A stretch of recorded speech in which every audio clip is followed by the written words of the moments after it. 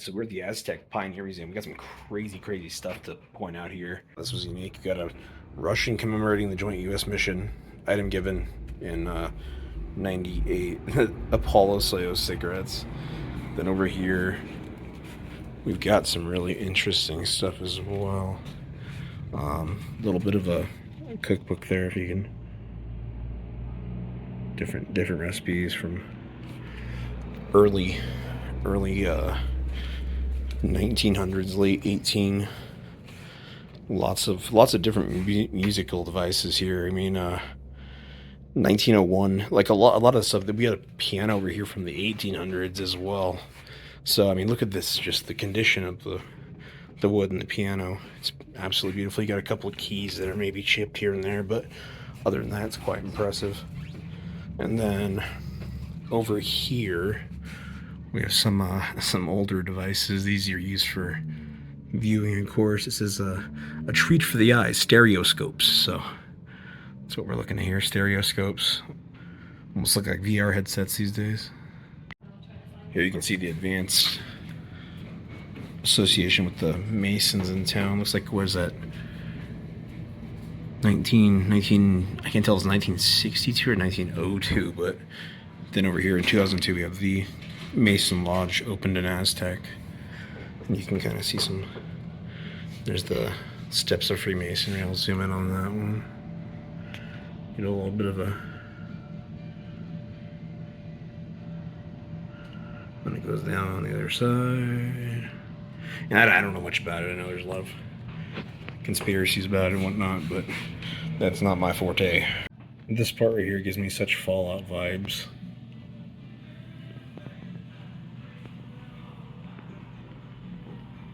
So you can see here it talks about Ray Current. He was here in the turn of the century, 1903, opening up a barber shop. Ran it until the 1960s, until he had a heart attack here in Aztec, New Mexico. But you can see some of the old school. I mean, this is the barber shop chair, and then over here we have, of course, the sink.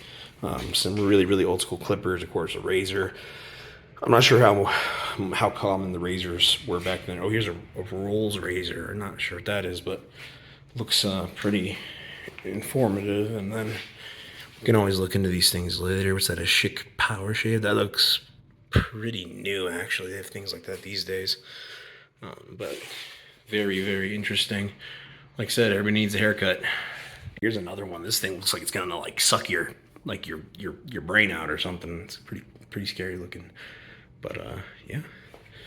Over here we got more talk about curls, and those are some of, oh, those look aggressive for curling hair. Wow. Like this right here, it simplifies a lot of things. So the development of Aztec can be estimated and divided into 4 eras.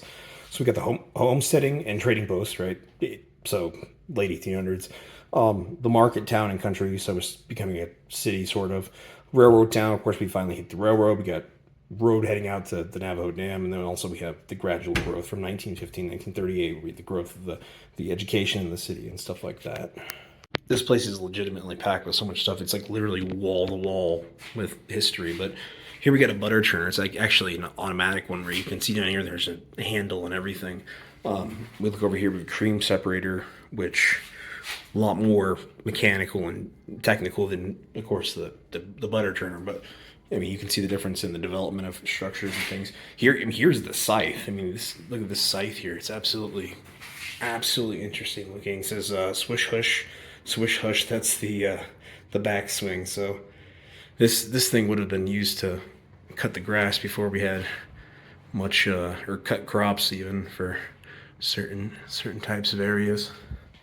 This collection here is absolutely beautiful. We got an armadillo, we got a caiman, also a Gila monster, which I'll tell you, the one I saw didn't look like that one. Whenever I was in Arizona, we got some puffer fish.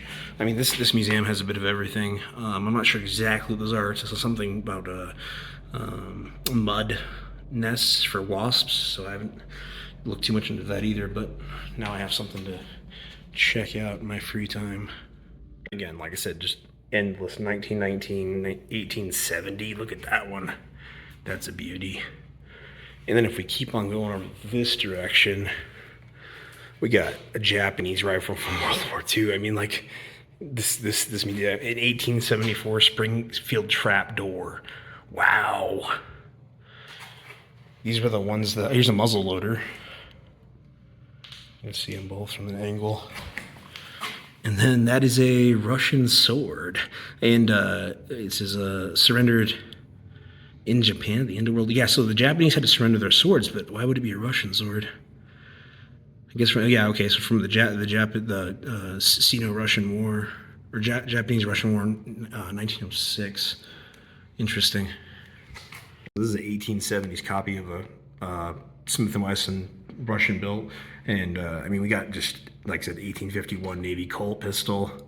At this point, a lot of them are revolvers, but black powder pistol. Again, not the most ideal weapon, but we come down here, you can see cannonballs, 50 caliber shells, ammunition clips, lead bullets.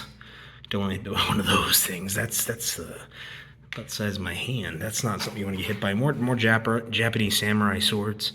And then that one's a Knights of Pythias ceremonial sword. I'm looking at that one. French bayonet. And then a 30-40 Krag. I mean, like, this place is loaded. Possibly my favorite section. So, what we got? Clay pipe from San Salvador. Look at that. Look at that figurine. Absolutely beautiful. Mortar and pestle from Chihuahua. And right now we're doing a project actually on the Anasazi, so all of this is interesting. I mean, these are probably more likely the Mogollon or different tribes, but the polychrome bull, Chihuahua. Here's Mesa Verde, they're 1100 to 1300 AD. More Mesa Verde art. You can kind of see the work on them. More Mesa Verde. These beautiful, beautiful designs. I mean, some of them are more intricate than others, and the mug design shows up so often. It's actually very interesting. This one says 900 to 1200. And then look at that Toltec idol from Guatemala. That's something to behold. That's amazing. And then these bifaces are, I believe that's what the archaeologists would call them. I don't know. Used to skin animals from the Navajo reservation. These are meaty bifaces. Like, this one over here is probably the size of all the way down to my forearm. Coma Pueblo pottery from the 19th century. That's not too far out, but still interesting. You can see these ones are more glazed and glossed over. A lot of this is yucca cord. Let's see, what else do we have? A Hopi bowl from 1940. And it looks like it's about it for the Native American section. Well, no, we have a second one. The Mesa Verde, 1100, 1300. A lot of these are Mesa Verde. There's Chaco Canyon. We're going to go there soon. Chaco is known for some interesting stuff, and sort of the Anasazi in general. Now look at this bone. The bone tools. We got some interesting things about the Anasazi to talk about, but yeah, every time I see a bone with the Anasazi related, it's a little bit sketchy. With some of the new evidence coming out about human consumption, possibly. Bull Hohokam, here we go. We've done lots of work on the Hohokam. That one looks very eroded from the outside, but the yard's still inside, it's preserved. What else we got?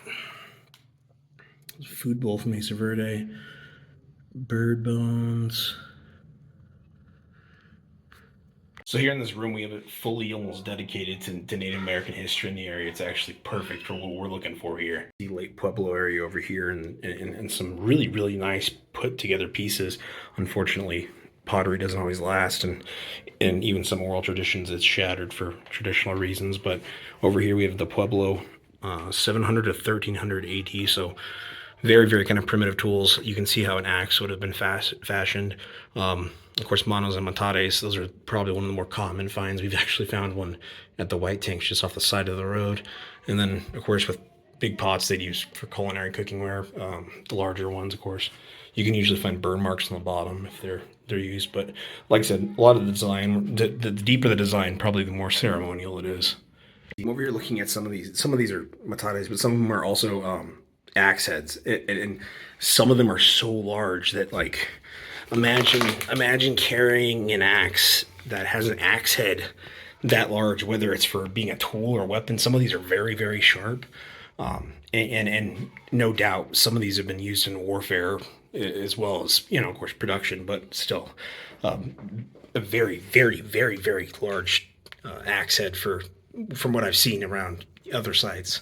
Here we're looking at thunder eggs, and I just heard about these fairly recently. And if you look on the outside of it, they appear pretty normal except for the cylindrical aspect. But you crack them in half, and you get these beautiful designs that are crystalline in structure. That one's a little different. I'm not sure. The center doesn't look crystal, but here's some banded agate, some geodes, and of course, thunder eggs and geodes are similar but different at the same time. So, as I can tell, oil production began around the turn of the century. 1920s, this area was popping. And if you look behind me, we can actually see some Mesa Verde company stocks, 50 cents, 25 cents per share. So that's pretty amazing. This military section is actually very beautiful, and we talk about Jose Valdez, who actually ended up giving his life for the country in the fight in World War II. He held off 200 Germans on the advance after being wounded, and was able to fight them off for 15 minutes straight. So imagine hails of gunfire, 200 Germans rushing your point, and you've already been wounded, but you refuse to stop fighting. That's why this man earned the Medal of Honor.